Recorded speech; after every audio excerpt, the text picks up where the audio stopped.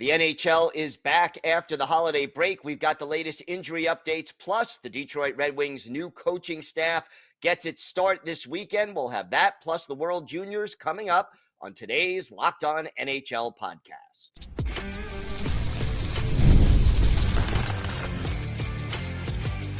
You're Locked On NHL, your daily podcast on the National Hockey League. Part of the Locked On Podcast Network, your team every day. Happy Friday, everyone, and welcome to the Friday edition of the Locked On NHL podcast, part of the Locked On Podcast Network, your team every day. I want to thank everyone who makes Locked On NHL your first listen every day. Don't forget to subscribe on YouTube or wherever you get your podcasts so you never miss an episode. Today's episode is brought to you by Game Time. Download the Game Time app, create an account, and use code LOCKEDONNHL for $20 off your first purchase. I'm Gil Martin from Locked On Islanders. I am joined every Friday by Rachel Donner of Locked On Flyers, and happy Friday, Rachel. Happy Friday indeed. Glad the NHL is back. I cannot believe this is our last show of 2024. Wow. Where does the time go? But I, for one, have been going through a little hockey withdrawal over the last few days, or at least NHL hockey withdrawal, I have to say. But glad that the NHL is back in action tonight.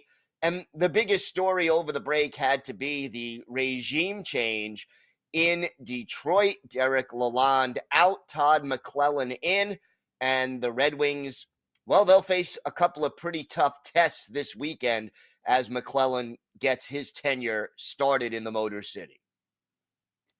Yeah, they're going to be facing the Toronto Maple Leafs up front and then the Washington Capitals on Sunday. And that is a tough assignment for a new coach. I think, obviously, with these big games and you do have new leadership, everybody is almost in some ways competing for their jobs again, right?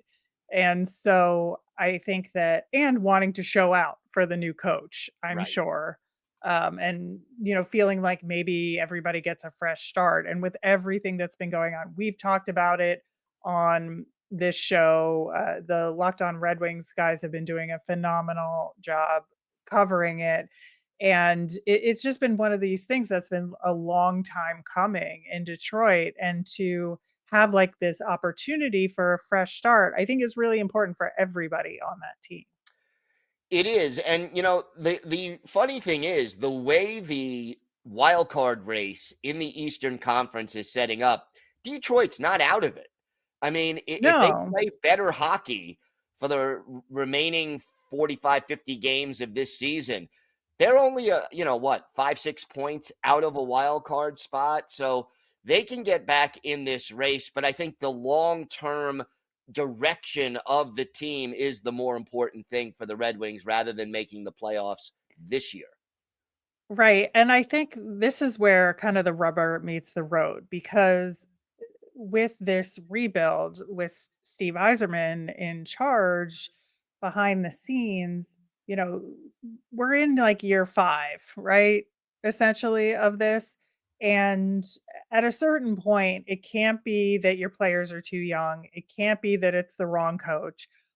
Like it's going to be on him at some point. And so this hiring decision of Todd McLellan is going to like weigh large on the future of Steve Yzerman and this organization, because there is no question that they should be further along. And it's like, is the pressure really on Todd McLellan here, or is it on Steve Yzerman? I think the answer is yes. I mean, and here's the thing, and I wonder this aloud. If Steve Yzerman's name was John Smith, would he have a job still at this point in year 5 of the Yzer plan? Yeah, that is an excellent question to ask, because I don't think so. I think that probably last off season would have been it for him. I think, he has a lot of like get out of jail free cards in his back pocket there, just simply because of his history. And also, to be fair to him, the fact that he's had a very definite plan and did a very good job up front of setting expectations for the plan and how long it was going to take. And I don't think at this point firing a coach mid-season was any part of that. And that's where like the plan is starting to go off the rails a little bit right now, maybe more than a little bit if you ask some Red Wings fans. But I think that at least from an outside perspective, like these guys as a group have to figure out a way to work together, right? They do. And, the thing is that in year 5 of this plan, I think more is expected. I mean, the playoffs in Detroit used to be a given. What was it, 25 years in a Yeah. row that they made the postseason, and now it's been a long stretch without playoffs. Uh, at some point, you have to produce. You can't just live off of your reputation. And I think we're getting closer and closer to that point for Steve Yzerman and the Detroit Red Wings. I would think so. And then if you're the Red Wings ownership, when do you, if you get rid of Yzerman and blow it up, you're going to start from year 1 of somebody else's plan. Yeah, it's a tough decision, and that's also a reason why they've probably kept him around, right? Because they have put all their cards on the table at this point, and they got to go with it at least through the rest of this season and see if McLellan can get this team in a better playoff position or close to one. I think it's a weird season, so if they don't make the playoffs, I don't think it's the end of the world, but also it's getting close. You would think even if they don't make the playoffs, you want them to show some kind of flash, some kind of improvement, some kind of Yeah. we're on the right track, even though we came up just short of the postseason this year. If they flatline, if they continue to struggle this way, boy oh boy, I don't know what happens after that. I don't know either, but that's why we've got these games against Toronto and Washington to find out what is happening there. Yeah, and obviously 2 difficult opponents for the Red Wings' new regime to get started against. How about your Philadelphia Flyers this weekend going to take on the Anaheim Ducks? A lot of storylines surrounding that game. Yeah, under normal circumstances, you look at teams that have both performed generally poorly in the month of December so far. Flyers are scoring goals, but they're also allowing a ton of goals at this point. And the Ducks have pulled out a couple of really great wins, like one against Winnipeg recently. But there is so much drama with this game. And it starts, I think, with the Cutter Gauthier versus Jamie Drysdale situation, right? Where there was a trade made where Cutter Gauthier is drafted by the Flyers, basically says he doesn't want to play there. And so they broker a deal with the Ducks. Jamie Drysdale, who had and has to some degree an injury history and maybe hasn't panned out entirely the way the Ducks originally wanted. So that's why he's in Philly. I think he's struggling to find a place in the lineup that works right now. And he's also struggling to play within John Tortorella's system, I think. I don't necessarily think that Jamie Drysdale's a bad player. He is not. I think he's has excellent skills.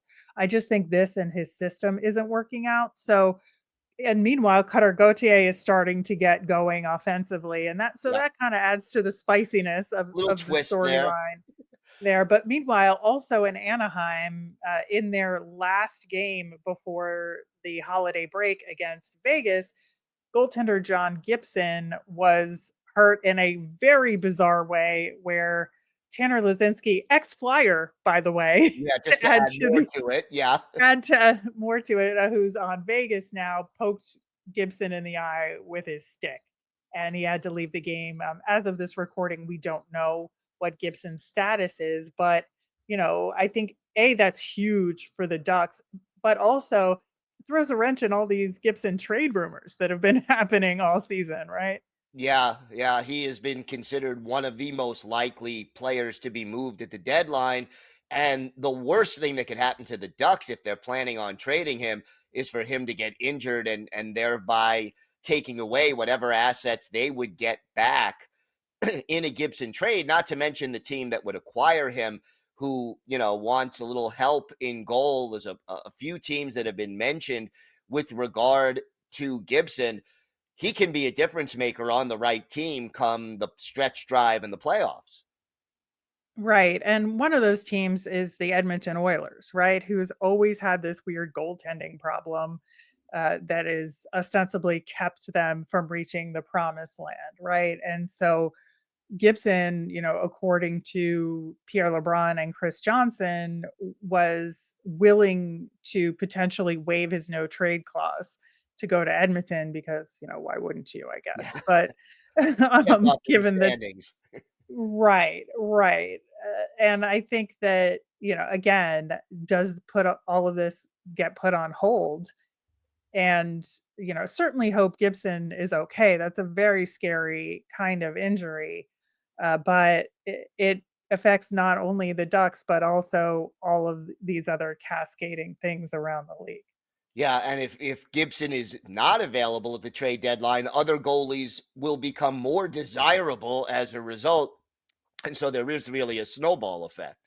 There is, and, Flyers happen to be rostering 3 goalies right now, so give me an offer because I just to mention, right? just to throw that out there.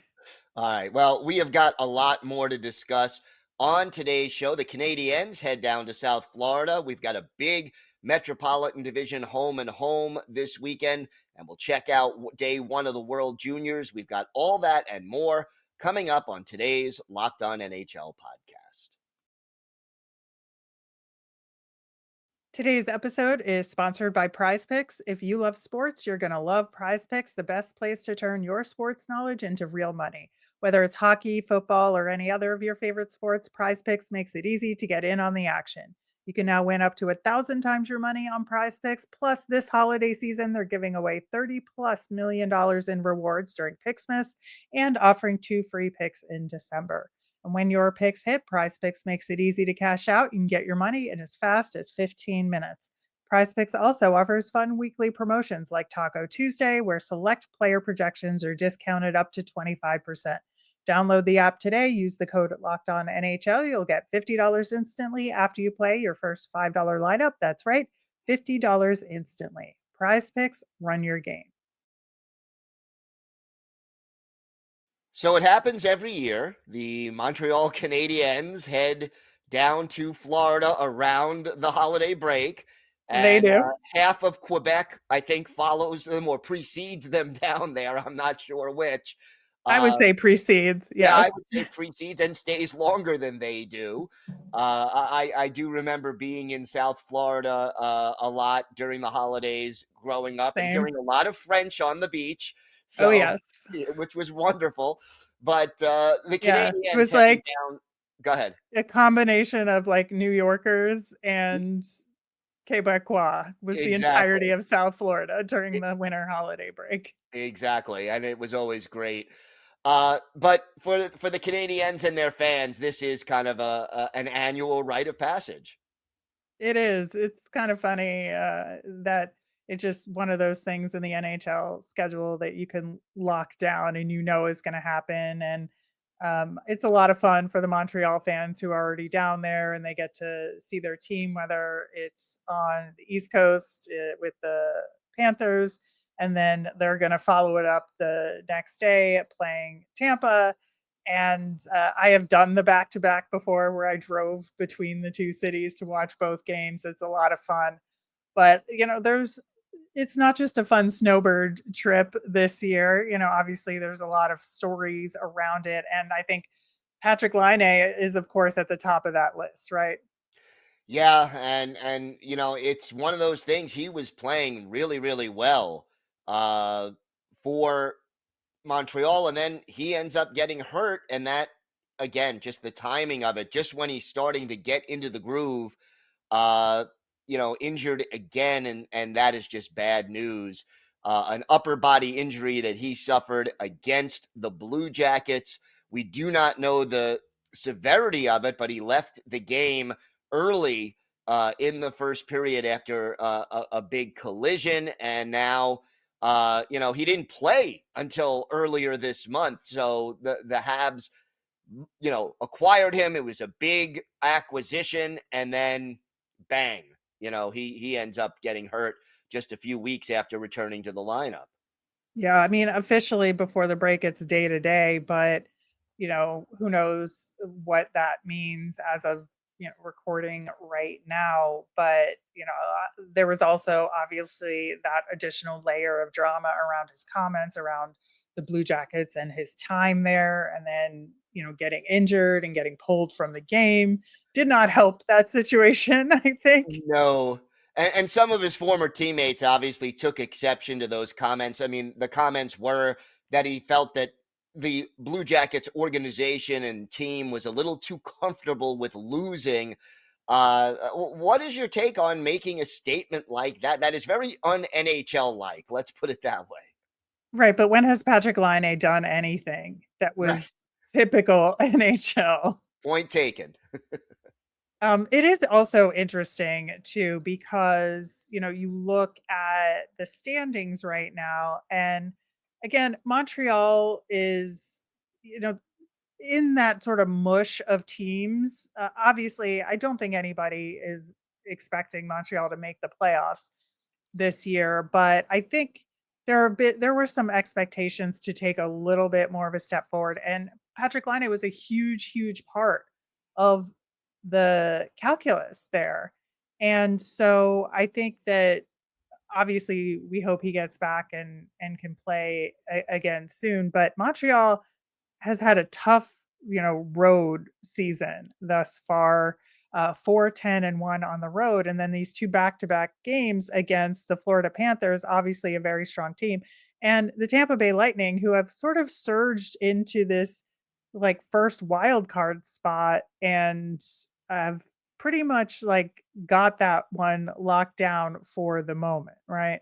Yeah, for the moment being the operative word, but 7 out of their last 10 Tampa Bay has won, and amazingly enough, they have or are tied for the best goal differential in the Eastern Conference with a plus 36. Yeah. They've been playing excellent hockey recently. I think they could knock on the door for that top 3 in the Atlantic. I don't know if Boston can keep this up, and, we'll see, and Tampa has a bunch of games in hand over the top 3 teams in the Atlantic at the moment. So Montreal, like, has a very interesting challenge in this back-to-back in Florida. It's not just all sunshine, I guess, right? No, no question about that. And how much progress do the Canadians need to show to keep everybody's job safe there? Yeah, that's another thing, and I do feel like they have to be closer to a playoff spot, even if they don't make it, like, even still being in it in the last, like, 2 weeks of the season is gonna be important. Yeah, I think progress has to be shown. Yeah. And just playing meaningful games, let's say late March, early April, would be a good start in that direction for that Canadiens team. Now, we also have a very exciting home and home in the Metropolitan Division this weekend. We have Islanders Penguins. That's not the one. Uh, but the New Jersey Devils and Carolina Hurricanes going head to head this weekend twice. Your thoughts about this matchup? Because the Devils got off to that hot start, and the Hurricanes always just seem to be there. Rod Brindamore's teams are just so well coached. Yeah, it's so interesting because I feel like the Devils did get off to that hot start. They cooled off for a little bit, but now they're back on track. They're scoring a ton of goals. They won their last 2, 7-2-1 in their last 10, whereas Carolina's 5-5 in their last 10. And obviously we know they've had the goaltending issues. They're constantly on the hunt for one, and thought the price for Gibson was too high. And so I think it's It is an interesting challenge for the Hurricanes because right now the division is the New Jersey Devils and the Washington Capitals. And the Carolina Hurricanes are kind of slowly being split off. Still in the top 3 and still in a very, very good hockey team, but they're not in that top 2 right now. And they're going to have to play the number 1 team 2 games in a row to get there. Like, that's going to be really tough for them. It is. And, Carolina right now, 6 points behind New Jersey, but 3 games in hand. And you have to obviously put Washington, who's only 1 point behind New Jersey with 3 games in hand, into that mix. The thing about Carolina, they have been dominant at home, 13-4-0 in Raleigh, but just 8-8-1 on the road. You got to think that, they need at least 2, maybe even 3 points this weekend to make it a successful one. I would say so. I would say 3 out of 4 points is really like the goal here. I mean, obviously you want to win both games in regulation, right? Yes. But given who you're playing and how strong, the Devils have been recently, yeah, I think that, if they get 3 points out of it, like that's a huge deal. Yeah, no doubt. And it would also, I think, be a big emotional lift, a momentum gatherer for the Carolina Hurricanes. And you mentioned they've kind of been playing 500 hockey recently. If they want to get back and be with those top 2 teams in the division, they've got to pull off at least 3 points, I think, this weekend. Yeah, I think so. All right, we have got more to get to. The World Juniors are underway. I love this time of year as a hockey fan. We'll talk a little bit about some key takeaways from day 1 and some NHL prospects who have shined. We've got that and more coming up on today's Locked On NHL podcast. Did Rocket Money help you find any subscriptions you forgot about or that you were paying for twice? That definitely happened to me. I had a few subscriptions I didn't even realize I was still paying for, and Rocket Money made it so easy to track them all down. It's like having a personal assistant for your finances. Rocket Money is a personal finance app that helps find and cancel your unwanted subscriptions, monitors your spending, and helps lower your bills so you can grow your savings. It brings everything together in one place, whether it's subscriptions, your spending habits, or even the goals you want to hit this year. Rocket Money has over 5 million users and has saved a total of $500 million in canceled subscriptions, saving members up to $740 a year when they use all of the app's premium features. I love the subscription tracker. I've used it to cancel services I wasn't using anymore, and I've already saved a ton. Plus, with their goals feature, I've been able to automatically set aside money for my future. No more stressing about budgeting every month. Cancel your unwanted subscriptions and reach your financial goals faster with Rocket Money. Go to rocketmoney.com/lockedon today. That's rocketmoney.com/lockedon, rocketmoney.com/lockedon. So the World Juniors started on Boxing Day. That's December 26th for those of you south of the border here in the United States. But I always love World Juniors. One of my favorite hockey tournaments that doesn't involve the NHL directly. And already after day 1, we're off to an exciting start. Yeah, I think obviously for day 1, the marquee game was Canada versus Finland, with Canada, of course, winning that one 4-0.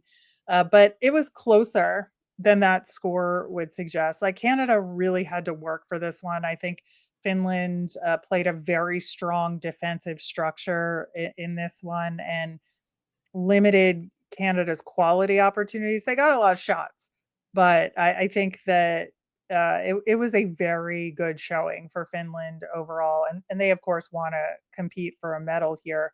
I do think in that game in particular, we saw, several standout performances, but I think, mostly from upcoming potential draft picks. I think in some ways for Team Canada, other than I would say Carter George in net, who's an LA Kings prospect, he had a phenomenal game, especially in that third period. He absolutely kept the Finns off the board and was excellent when Canada's penalty kill, I think, faltered a little bit. Yeah, they did. They did have a little difficulty there, and to get the shutout is an excellent thing, and to do it against the top competition in the world in your age group definitely sets a good example and makes a statement about the potential of the player. And Team USA, they didn't do too badly either. 10 goals, not bad. Not bad. I think it's very interesting because I think proportionately, like Team USA scored the right number of goals against a team like Germany versus Canada getting like 3 goals in the empty netter, right, against Finland, who is a much stronger team. I would say Germany, David Lewandowski, who's an upcoming draft eligible prospect, was very good on Germany. But other than that, like it's not like a very strong team overall this year, but you have, I think, Gabe Perreault, who's a New York Rangers prospect, Cole Hudson, who's a Washington Capitals prospect in there. And I think the two of them were huge for Team USA. Yeah, I think so too. And, the Americans are the defending champions. And, I think their first game made a statement that they are determined to repeat if they can help it, because just a 10-goal a lot of depth on that roster. Yeah, absolutely. I would say like their top line is probably one of the best in the tournament for sure. But there's no slouching all the way up and down that lineup. And I think that you look at some of the other teams where there's like one or two top guys. This is like 16 top guys in for Team USA and Team Canada, I would say. Yeah, I would say that as well. And then, Sweden got off to a really good start, beating Slovakia 5-2, and Axel Sandin Pellikka with the hat trick for the Swedes. Yeah, he's a Red Wings prospect, so I'm sure Detroit fans, as Give him per our something to be former happy about, right? conversation, right? He had an excellent game. I think Slovakia started off very strong in that game, but the skill of Sweden was going to catch up with them eventually, and it did. And that's kind of why that game ended up the way it did. But I do think Slovakia actually played pretty decently in that one. They did. They hung in there for a while, and again, just I think the overall skill, as you said, of the Swedes was too much for them, and I'm glad to see the Red Wings fans get a little something to cheer about. Right.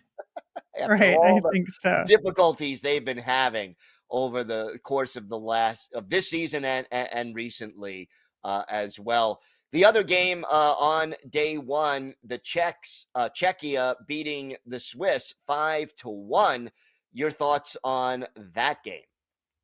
Yeah, I think that one pretty much went as expected. I think that, like the Swiss, they have a good team, but the Czechs always play a lot more physical, I would say. And that's just kind of what does it in the end with their game. They have like really good puck support, and that in combination with the physicality, whereas a team like Switzerland is a little more skill based, I would say. And it just like the matchup just wasn't there for them in that game. Yeah, no, tough matchup the way these two teams face off against each other. I am looking forward to the rest of this tournament. I can't wait. Yeah, I am too. It is interesting because, like, the other two big prospects in the tournament are also future draft picks, not currently picked on Team Canada. You look at Matthew Schaefer, who's a 2025 eligible. What a phenomenal kid Oh yeah. on the blue line, just tremendous. And then Gavin McKenna, who's a 2026 guy. He's already got a lot of buzz, so it should be a fun week and a half of games for sure. Always love the World Juniors. Great way to end one year and start the new one, and showcasing some of the top talent from who are going to be drafted and one thing I always love doing, and it's weird maybe, I like to go like wait 5 years and then rewatch a World Juniors game because all of a sudden so much more about all the Right. players that are in it and how they ended up. So while you're watching, you're like, oh, that guy is a pretty high prospect. This guy is a pretty high prospect, and then there's 8 or 10 players who you just kind of know. In 5 years, you'll know most of these players. Yeah. Yeah. So, all right. Well, thank you for making Locked On NHL your first listen today. For your second listen, find Locked On Fantasy Hockey. Become a fantasy hockey expert and get the edge over your league mates with daily tips from hosts Steele and Flip. Find Locked On Fantasy Hockey on YouTube or wherever you listen to podcasts. It's part of the Locked On Podcast Network, your team every day. Don't forget, we are here every day, Monday through Friday, bringing you the biggest stories from around the NHL. And Saturday, we now have our women's hockey spotlight every week with Rachel and Erica Eliala. So check that out and tune in for that as well. I'm Gil Martin. I'll be back Monday with 3 of our local hosts discussing the biggest stories from around the NHL. Have a great weekend, everybody. Thank you for listening to and watching the Locked On NHL podcast.